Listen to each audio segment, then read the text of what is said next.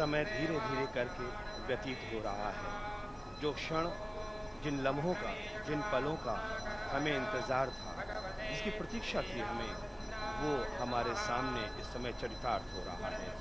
वो दृश्य जिसको लेकर हमारे नयन तरसते हैं, जिसको देखने के लिए हम व्याकुल रहते हैं, वो दृश्य, उसकी आनंदी और उसकी जो अनुभूति इस समय हम प्राप्त कर रहे हैं, उनको शब्दों में उसका वर्णन नहीं किया जा सकता है। और वैसे भी कहा भी जाता है कि शब्दों से ज़्यादा जो तस्वीरें होती हैं, जो दृश्य होते हैं, जो चित्र होते हैं, वो बोलते हैं। और मुझे भी ये अनुभव अपने आप स्वतः होता है।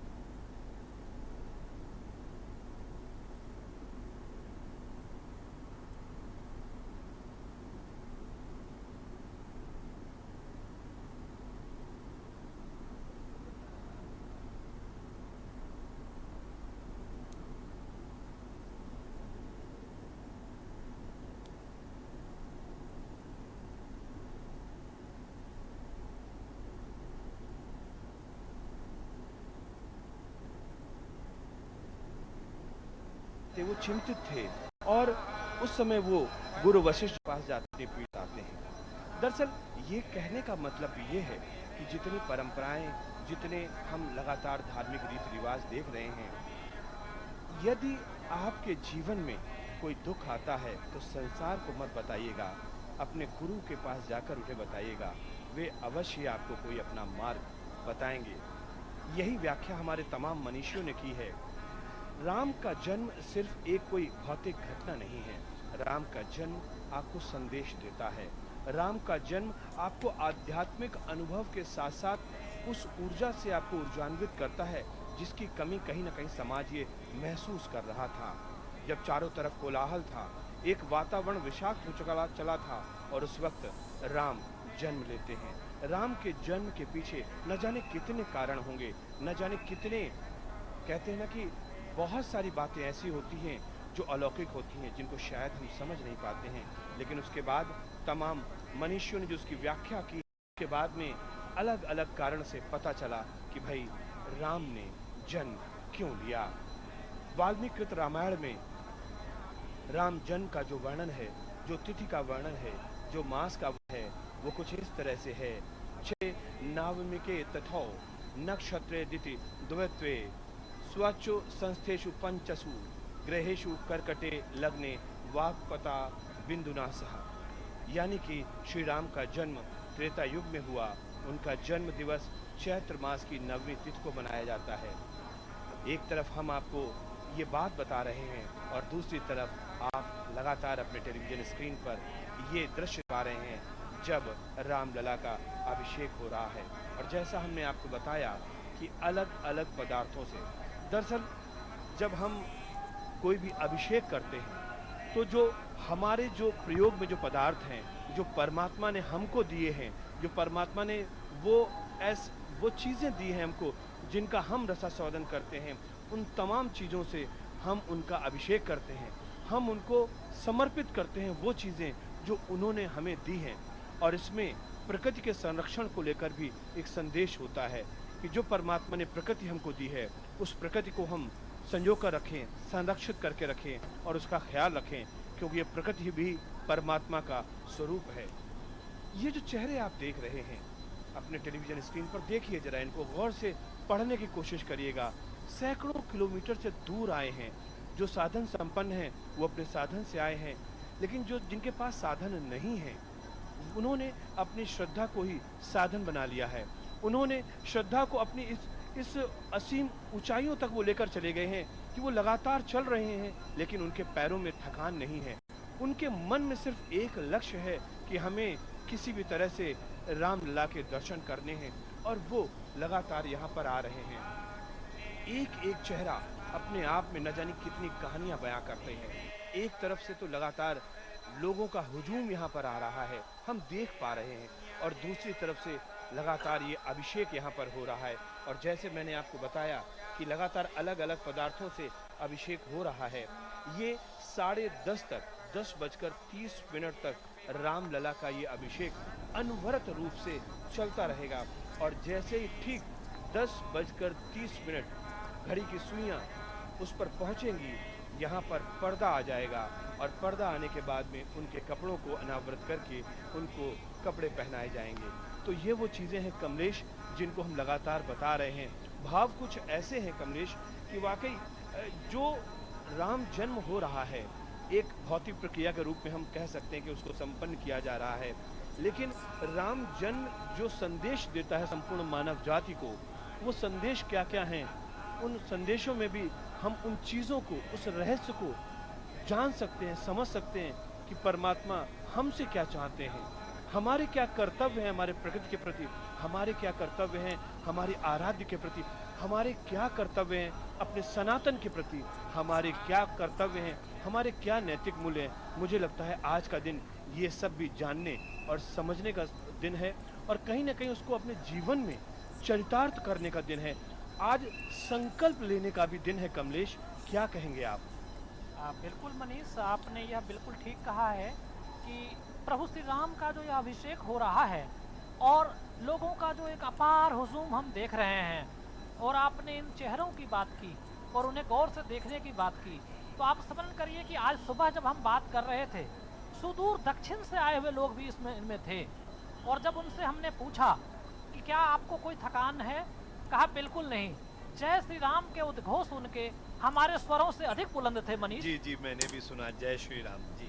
तो ये जो चीज है कि दक्षिण भारत से और सुदूर उत्तर पूर्व से हर जगह के लोग, हर जगह के आस्थावान राम भक्त आज अयोध्या में हैं, और महर्षि वाल्मीकि ने जिस अयोध्या का वर्णन किया वह आज हमारी आंखों के सामने है। और यह देखिए नीचे बाल रूप, या बाल रूप के जो दर्शन है वो सीधे हृदय में उतरने वाले हैं, और अभिषेक का यह क्रम जो लगातार चलता रहेगा। और साथ में यह रामनवमी का पर्व जो हम अपने दर्शकों के साथ पूरे देश में और विश्व व्योम में विस्तीर्ण जितने भी सनातनी भाई बंधु हैं उनके साथ मना रहे हैं, तो यह मर्यादा पुरुषोत्तम राम के अवतरण का उत्सव है।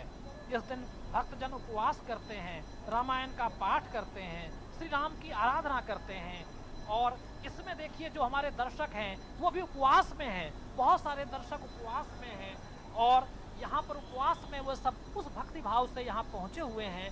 आप इसको देखिए मनीष, और आप इस पर कुछ कहिए। बिल्कुल, कई बार ऐसा होता है कमलेश कि हम जब अपने दर्शकों से ये वार्ता कर रहे हैं, जब हम उनको ये वर्णन कर रहे हैं, तो वर्णन करते करते कई बार हमारे शब्द रुकने लगते हैं, हम खामोश होना चाहते हैं, हम एक मौन में जाना चाहते हैं, हम जाना चाहते हैं उस अनुभूति में, जिस अनुभूति में शायद हमारे तमाम दर्शक इस समय उस अनुभूति में जा रहे होंगे। लेकिन कहते हैं ना कि जो कार्यक्रम हो रहा है हमें उसका वर्णन करना है, लेकिन यह वर्णनातीत है, वर्णनातीत है, इसे अनिवर्चनीय है, इसका हम वर्णन कर नहीं सकते मनीष। यह हमें सामर्थ्य कहाँ कि हम इसका वर्णन कर दें, इस दिव्य रूप के, इस अलौकिक अद्भुत स्तुत्य रूप का हम वर्णन कर दें। हमारे शब्द इतने मजबूत नहीं, इतने सशक्त नहीं मनीष। इसे देखिए, अनुभव कीजिए, समझिए, उस युग में जाइए, और मैं कहूँगा आपके ही शब्दों में उस भाव दशा में जाइए और इसको देखिए। निश्चित तौर पे पता नहीं, मुझे लगता है कमलेश कि वो कौन से हमने अच्छे कर्म किए होंगे, वो कौन से हमने उपकार किए होंगे कि आज इस वक्त, इस समय, इस क्षण, इस पल पे हम यहाँ पर उपस्थित हैं। और वाकई ये परमात्मा का ही कोई इशारा होगा, उनका संदेश होता होगा।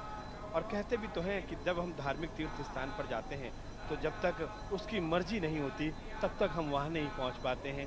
और आज शायद हम ये कह सकते हैं कि हमें स्वयं राम लला ने बुलाया है, और हम आज इस कार्यक्रम से साक्षी बन रहे हैं, हम इसका वर्णन करने की कोशिश कर रहे हैं। और कमलेश, जब हम इन सब चीज़ों को बता रहे हैं तो बार बार मैं ये कह रहा हूँ कि कैसे संदेश मिलता है पूरे समाज को, पूरे राष्ट्र को, हम उस चीज़ के बारे में भी बता रहे हैं। और वो चौपाई एक बार फिर से मैं दोहरा रहा हूँ, पता नहीं क्यों उसमें जो संदेश छुपा हुआ है, मैं उस तह तक जाना चाह रहा हूँ एक बार भूपति यानी कि महाराजा दशरथ गुरु ग्रह गयऊ निज दुख सुख सब गुरही सुनायऊ, यानी कि जब वो चिंतित होते हैं तो वो गुरु की शरण में जाते हैं, वशिष्ठ की शरण में जाते हैं, यानी कि वो संसार को नहीं बताते हैं, वो अपने गुरु को बताते हैं। तो यहाँ पर सनातन धर्म की एक मर्यादा स्थापित होती है, वो ये है कि हमें अपने जीवन में एक ऐसा आश्रय चाहिए कि जब हम संकट काल में हों, जब हम विपत्ति काल में हों, तो हमारे पास एक ऐसा मार्गदर्शक होना चाहिए, वो हमारा गुरु होता है। गुरु जो होता है वो अंधकार से प्रकाश की तरफ ले चलता है। और फिर एक बात और भी है कि जब वशिष्ठ जी से वो बात कहते हैं महाराज दशरथ, वो चिंता अपनी जाहिर करते हैं, तो वो कहते हैं कि महाराज जी चिंतित मत होइए।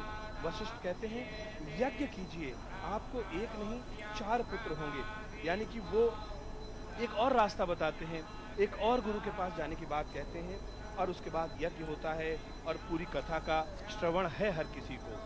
और जब जो संदेश है उस संदेश तक आप पहुंचिए। लगातार अभिषेक का क्रम चल रहा है और उस अभिषेक के क्रम को हम लगातार देख रहे हैं, और जैसा मैंने पहले ही पूर्व विदित है कि ये अभिषेक अलग अलग पदार्थों से हो रहा है और वो क्रम लगातार चल रहा है। लेकिन कमलेश, मैं यहाँ पर जो बात कहना चाह रहा हूँ, क्योंकि राम का जन्म है और हमारी संतति जो होती है वो हमारे भविष्य का निर्धारण करती है। और ये संदेश आज इस राम जन्म के अवसर से जाना चाहिए कि जब हम संतति यानी कि संतान की कामना करते हैं तो स्वयं हमें कैसा होना चाहिए, वर वधू को कैसा होना चाहिए, उन माता पिता को कैसा होना चाहिए जो संतति की कामना करते हैं। तो यहाँ पर चाहते अगर वशिष्ठ जी तो स्वयं आशीर्वाद दे सकते थे, लेकिन उन्होंने यज्ञ करवाया। यज्ञ का मतलब साफ तौर पर है कि संतान पैदा करना एक यज्ञ के समान है, इसको महज एक कर्म ना माना जाए। और पति पत्नी के मिलन का परिणाम अगर सिर्फ संतान होगा तो वो पृथ्वी पर बोझ हो सकता है, लेकिन जब यज्ञ अनुभूति उस कर्म में हम जब आ जाते हैं तो जाहिर सी बात है वो इतिहास हो जाता है। कमलेश। बिल्कुल मनीष, और बार बार मेरा ध्यान तो हट ही नहीं रहा है। जब मैं इस रूप को देख रहा हूँ, इस दिव्य रूप को, तो मेरा तो ध्यान इस पर से हट ही नहीं रहा है। राम सभी गुणों के पूंजीभूत घनीभूत रूप हैं।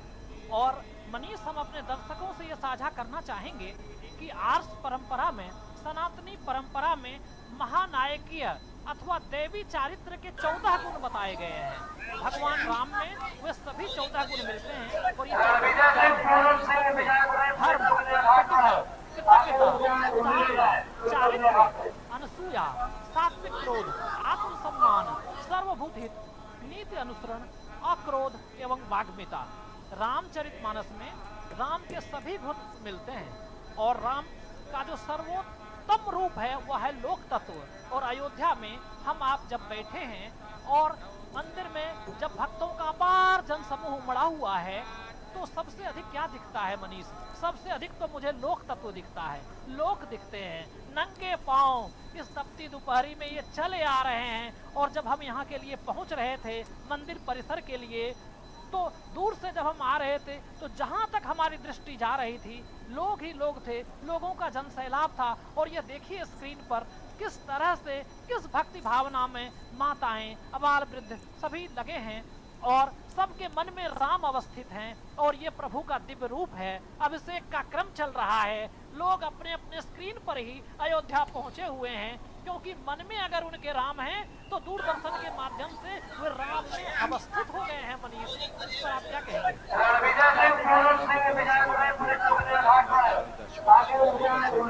जो कुछ भी हम कह रहे हैं, जो कुछ भी हम यहाँ पर वर्णन कर रहे हैं, वो पूरा भाव में है। भाव है तो भगवान है, और भाव है तो भक्त है, भाव है तो भारत है, और भाव है तो भंगिमा है। और इन तमाम भंगिमाओं को, यानी कि हमारे और चेहरे पर जो खुशी है, हमारे और चेहरे पर जो एक आंखों में चमक इस समय दिख रही है, वो तो नहीं, लेकिन हम तमाम दर्शकों को, हम जो श्रद्धालु यहाँ पर आ रहे हैं, उनके चेहरों को हम दिखा पा रहे हैं। और कमोवेश जो उनके चेहरों पर खुशी है, वही खुशी हमारे चेहरे पर भी है। और जैसा आपने भी राम का वर्णन किया, वाकई श्री राम भक्तों की भक्ति है, ज्ञानियों का ज्ञान है, तपस्वियों का तप है, कवियों का काव्य है, संगीत का स्वर है, मानवीय चेतना का चैतन्य है, शब्दों का संस्कार है, भाषा का श्लोक है, वाणी का माधुर्य है, सागर का गांभीर्य है, हिमवान का धैर्य है, शूरमाओं का शौर्य है, निर्बल का बल है, क्षमाशील की क्षमा है, चरित्रवान का चरित्र है, संयमी का संयम है, शासक की संप्रभुता है, माँ का वात्सल्य है, अनुशासितों का अनुशासन है, मर्यादित जीवन की मर्यादा है, मर्यादा पुरुषोत्तम हमारे भगवान राम, जिनके राम लला उस स्वरूप के दर्शन इस वक्त हम दूरदर्शन पर कर रहे हैं और अपने तमाम दर्शकों तक उनके वो दर्शन पहुंचा रहे हैं। दरअसल भारत राष्ट्र की चिरंतन चिति दैविक भौतिक जीवन की आश्वस्ति हैं हमारे भगवान श्री राम।